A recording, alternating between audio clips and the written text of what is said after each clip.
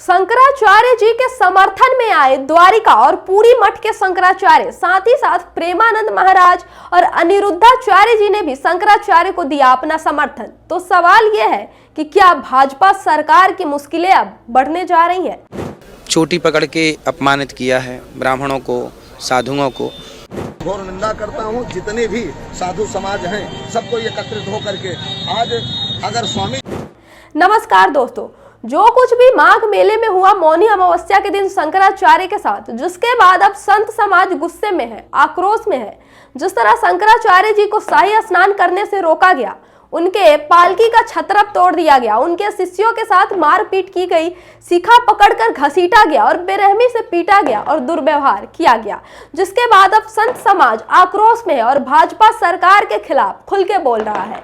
उन्होंने खुलकर अपना समर्थन शंकराचार्य जी को दिया है और इतना ही नहीं, भाजपा सरकार को संत समाज ने चेतावनी भी दी है कि माफी मांग लीजिए, नहीं तो दिल्ली में आंदोलन करने के लिए भी हम तैयार हैं। दोस्तों, शंकराचार्य जी के समर्थन में सबसे पहले पूरी मठ के शंकराचार्य निश्चलानंद सरस्वती जी सामने आए। उन्होंने कहा कि अभिमुक्तेश्वरानंद सरस्वती की बात अकाट्य है, उनकी बात कोई नहीं काट सकता, उनकी बात तो सुप्रीम कोर्ट भी नहीं काट सकता और सुप्रीम कोर्ट भी मानता है। लेकिन प्रशासन ने जो कुछ भी किया शंकराचार्य के साथ वो सही नहीं किया, उन्हें आकर माफी मांग लेनी चाहिए। साथ ही साथ उन्होंने शंकराचार्य को अपना लाडला भी बताया। जिसके बाद दूसरा नंबर आता है द्वारिका शारदा पीठ के शंकराचार्य सदानंद सरस्वती का। सदानंद सरस्वती कहते हैं कि सत्ता का अहंकार नहीं करना चाहिए। सत्ता आती रहती है, जाती रहती है। सत्ता का कभी दुरुपयोग नहीं करें, शक्तियों का कभी दुरुपयोग नहीं करना चाहिए। और जिस तरह से शंकराचार्य जी को गंगा स्नान करने से रोका गया, ये तो गौ हत्या से भी बड़ा पाप है। किसी को गंगा स्नान करने से रोकना, किसी संत को इस तरह से अपमान करना, जब वो स्नान करने जा रहा हो तो उसको स्नान करने से रोक देना, ये गौ हत्या के पाप से भी बड़ा पाप है दोस्तों। और उन्होंने ये भी चेतावनी दी है, यानी सदानंद सरस्वती जी ने ये भी चेतावनी दी है कि अगर जरूरत पड़ेगा तो हम संत समाज दिल्ली में आंदोलन करने के लिए भी तैयार है। इसलिए जो जिम्मेदार व्यक्ति है, जिम्मेदार अधिकारी, नेता, मंत्री है, वो आकर शंकराचार्य जी से माफी मांग ले। अभी मौनी अमावस्या में स्नान के लिए दुखद घटना घटित हुई, जहां पटुक ब्राह्मणों को प्रशासन के कुछ कर्मचारियों के द्वारा, पुलिस प्रशासन के द्वारा चोटी पकड़ पकड़ के घसीटा गया। शिखा का अर्थ नहीं जानते ना ये लोग, धर्म का अर्थ ही नहीं जानते। पढ़े तो जाने, शिखा जो होती है वो वहां ब्रह्मरंध्र होता है। ब्रह्मरंध्र का अपमान नहीं किया जा सकता है। वहां ब्रह्म साक्षात्कार करना यानी कुंडलिनी जागृत करने के लिए ही तो ब्रह्मरंध्र है। ये षड चक्र भेदन करके हम ब्रह्मरंध्र में साधक जाता है।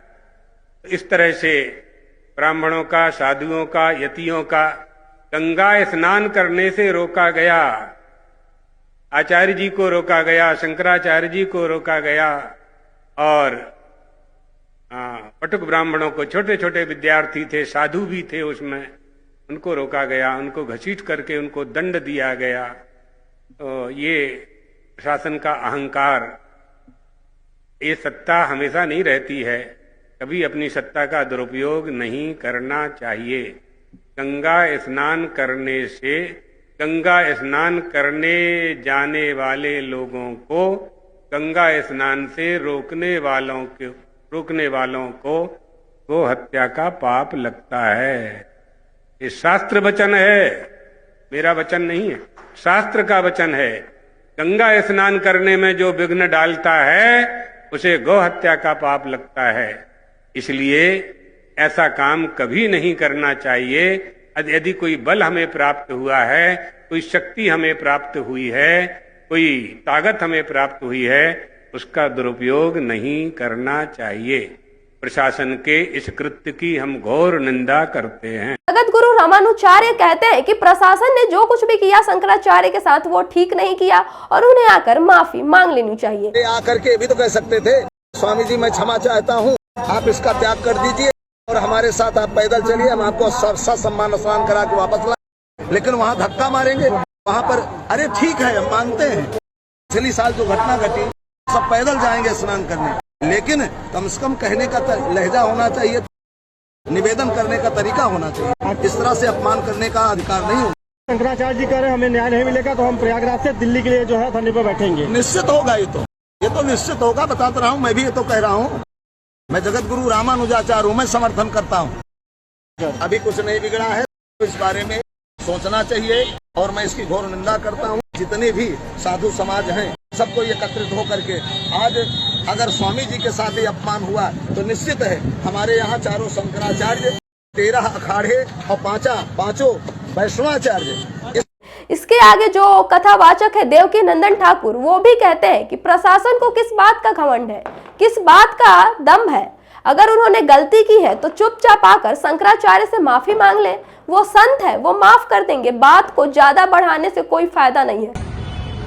महाराज जी, जो शंकराचार्य जी के साथ प्रयागराज में घटना घटी है, जो बटुक ब्राह्मणों को चोटी पकड़कर मारा गया है, इस पर आपका क्या कहना है?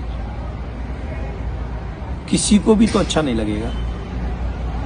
जो मैंने सुना है, जो मुझे टीम के लोगों ने दिखाया है कि बटुक ब्राह्मणों के साथ, संतों के साथ, बुजुर्ग संतों के साथ और शंकराचार्य भगवान के साथ ऐसा हुआ है, तो ये कतई सहन करने योग्य नहीं है। और मैं दोस्तों, मीडिया रिपोर्ट्स की माने तो ये भी कही जा रही है कि प्रेमानंद महाराज ने भी शंकराचार्य को खुला समर्थन दे दिया है।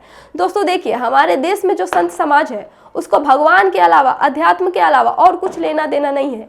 उनका राजनीति से कोई मतलब नहीं है और उन्हें सिर्फ अपने धर्म से मतलब है। वो बहुत शांत स्वभाव के होते हैं। शंकराचार्य के साथ माघ मेले में जो कुछ भी किया गया, जिस तरह से उनका अपमान किया गया, उस अपमान के बाद कोई भी संत, कोई भी कथावाचक चुप बैठने को तैयार नहीं है, क्योंकि उन्हें भी पता है जो कुछ भी हुआ वो बहुत ज्यादा गलत हुआ।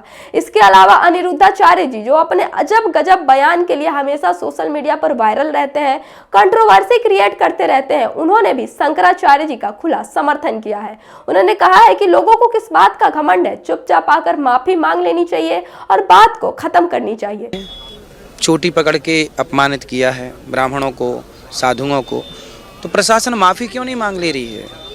माफ़ी मांगने में इतनी देर क्यों? संत तो दयावान होते हैं, तुरंत क्षमा कर देंगे। आप माफ़ी तो मांगिए। किस बात की अकड़ है? क्षमा मांग लेने में बुराई क्या है, ये बताइए, क्या दिक्कत हो रही है? और ये अधिकार आपको किसने दिया कि आप किसी के बाल पकड़ के और हिलाएं, अपमानित करें, जलील करें? ये अपमान, ये संविधान का पालन आप करते हैं, संविधान की बातें करते हैं, तो क्या ये संविधान आज्ञा देता है कि आप किसी के भी बाल पकड़ के और खींच लें और अपमानित कर दें?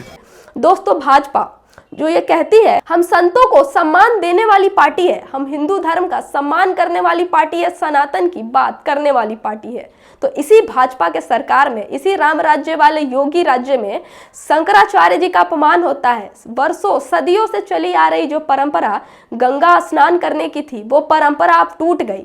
अब जिसके बाद संत समाज जिस तरह से खुल के शंकराचार्य जी के समर्थन में आया है, उसके बाद तो यही कहा जा रहा है कि ये जो भाजपा है वो हमेशा संतों के नाम पे, हिंदू धर्म के नाम पे, भगवान के नाम पे लोगों से वोट मांगकर चुनाव जीतती है। क्या हो अगर यही संत समाज भाजपा के विरोध में सड़क पर उतर आए? भाजपा को छिपाने के लिए, भाजपा को मुंह छिपाने के लिए कोना भी नसीब नहीं होगा। दोस्तों, इस वीडियो पे आपकी क्या राय है हमें कमेंट करके जरूर बताएं और देखते रहिए हमारा YouTube channel the diplomatic India. Channel को सब्सक्राइब कीजिए। वीडियो अच्छा लगा हो तो लाइक करें, शेयर करें। बहुत बहुत धन्यवाद।